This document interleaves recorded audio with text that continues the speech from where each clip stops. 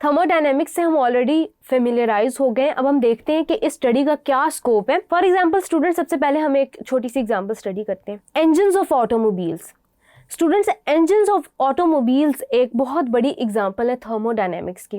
वो कैसे, इसको हम डिस्कस करते हैं।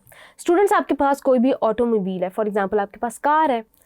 अब स्टूडेंट्स क्या होता है कि आप उसके अंदर गैसोलीन डालते हैं। अब गैसोलीन उसके इंजन में है, क्या होता है कि हम उसको हीट प्रोवाइड कर रहे होते हैं। कुछ हीट स्टूडेंट्स उसको हीट एनर्जी प्रोवाइड करने में या सारा आपका सिस्टम हीटअप करने में यूज होती है, जबकि कुछ एनर्जी मैकेनिकल वर्क डन जिसके थ्रू आपका ऑटोमोबाइल मूव करता है उसमें लग जाती है।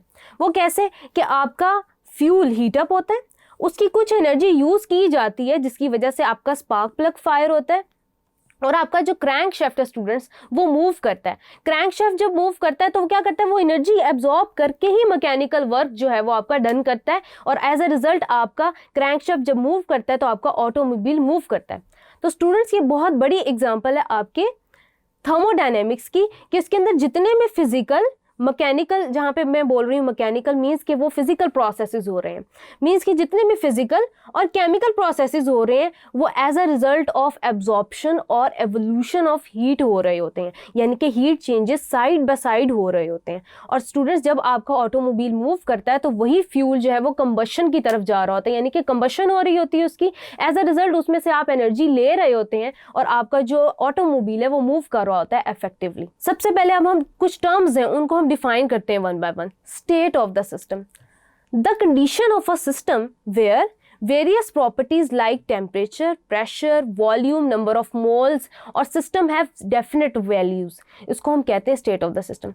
For example students, कोई भी आपके पास system है under observation है। For example students, आपके पास कोई beaker है या कोई cylinder है जिसके अंदर आपने movable piston लगाई हुई है और स्टूडेंट्स उसके अंदर आपने गैस है जिसको आप अंडर ऑब्जर्वेशन रख रहे हैं और आप ये चेक कर रहे हैं कि आपने कितना प्रेशर अप्लाई किया तो वॉल्यूम में कितना चेंज आएगा।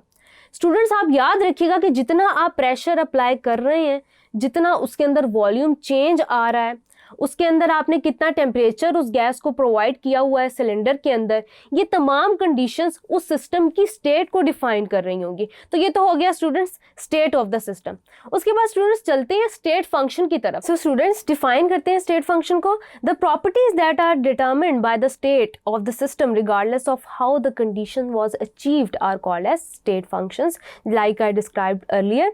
तो students, pressure, temperature, volume, mass and composition determine the state of the system और ये इन तमाम की केस में हम सिर्फ इनिशियल और फाइनल स्टेट पे डिपेंड कर रहे होते हैं। How the path is going on, कैसे वो कन्वर्ट हो रहे हैं अपने इनिशियल से फाइनल स्टेट के अंदर, हम इस पे डिपेंड नहीं करते, हम जस्ट उन वैल्यूज पे डिपेंड करते हैं जो इनिशियली और फाइनली हमें मिलती हैं। उसके अलावा students, a change in the magnitude of such properties alters the state of the system, they are referred to as state functions. ऐसे भी इनको डिफाइन किया जा सकता है।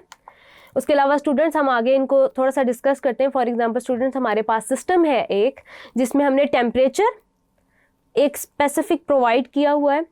हम क्या करते हैं कि प्रेशर अप्लाई करते हैं सिस्टम के ऊपर, प्रेशर अप्लाई करते हैं, वॉल्यूम चेंज होता है। अब हमारे पास इनिशियली प्रेशर की भी डेफिनेट वैल्यूज़ हैं और जो हमारे पास फाइनली वैल्यूज आती हैं वो और इनिशियली वैल्यूज हम जस्ट उन पे डिपेंड कर रहे होंगे। एज अ रिजल्ट स्टूडेंट्स, जो हमारे पास वॉल्यूम है before the application of pressure और after the application of pressure, initial और फाइनल स्टेट्स हम इन पे डिपेंड कर रहे होंगे। तो ये स्टूडेंट्स कुछ एग्जाम्पल हो गई स्टेट फंक्शंस की हमारे पास।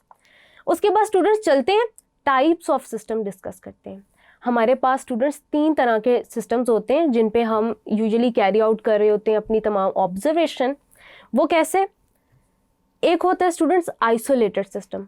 आइसोलेटेड सिस्टम स्टूडेंट्स वो सिस्टम होता है जिसके अंदर आप सिस्टम का सराउंडिंग के साथ एनर्जी या मैटर ट्रांसफ़र नहीं हो सकता। क्लोज्ड सिस्टम कौन सा होता है? क्लोज सिस्टम स्टूडेंट्स वो सिस्टम होता है जिसमें जस्ट एनर्जी का ट्रांसफ़र हो सकता है, एनर्जी का इंटरेक्शन हो सकता है अक्रॉस द इंसुलेटेड वॉल या अक्रॉस द इंसुलेटेड आपके पास जो सराउंडिंग या बाउंड्री आ रही होती है उसके अक्रॉस हो सकता है। उसके अलावा स्टूडेंट्स ओपन सिस्टम वो होता है जिसमें आप ओपनली कोई भी एक्सपेरिमेंट कैरी आउट कर रहे होते हैं या ओपनली आप कोई भी सिस्टम अंडर ऑब्जर्वेशन स्टडी कर रहे होते हैं, उसमें ओपनली एनर्जी और मैटर का ट्रांसफ़र हो रहा होता है। अब स्टूडेंट्स कैसे इनको हम प्रैक्टिकली देख लेते हैं ज़रा।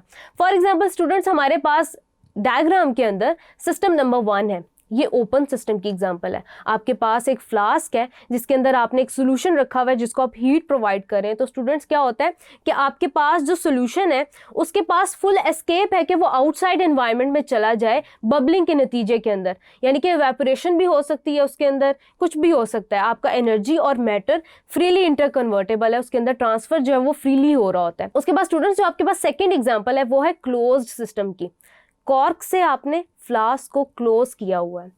क्या होता है कि यहाँ पे जस्ट एनर्जी का ट्रांसफर हो सकता है अक्रॉस द इंसुलेशन, यानी कि फ्लास्क की बाउंड्री के अक्रॉस आपके पास एनर्जी का ट्रांसफर हो सकता है, मैटर का नहीं हो सकता। आपके पास सोल्यूशन जो है वो बाहर मूव नहीं कर सकता, क्यों? क्योंकि कॉर्क से फिक्स किया हुआ है आपने उसके फेस को। इसके अलावा स्टूडेंट्स आपके पास थर्ड एग्जांपल आ रही है आइसोलेटेड सिस्टम की। आइसोलेटेड सिस्टम में आपने क्या किया हुआ है कि आपने उसी फ्लास्क को जिसको आप open system and then close system में डील कर रहे थे, आपने एक इंसुलेशन प्रोवाइड की हुई है, वैक्यूम प्रोवाइड किया हुआ है। वैक्यूम के नतीजे में क्या होता है कि ना एनर्जी ट्रांसफर हो सकता है और मैटर ट्रांसफर तो वैसे ही नहीं हो सकता। तो ये स्टूडेंट्स आपके पास डायग्रामेटिक इलस्ट्रेशन थी तीनों तरह के सिस्टम्स की, जिसमें आ जाता है आपके पास open system, isolated system and then close system. उसके अलावा स्टूडेंट्स हम डिस्कस करते हैं डिफरेंस के थ्रू डिस्कस करते हैं spontaneous reaction and non spontaneous reaction.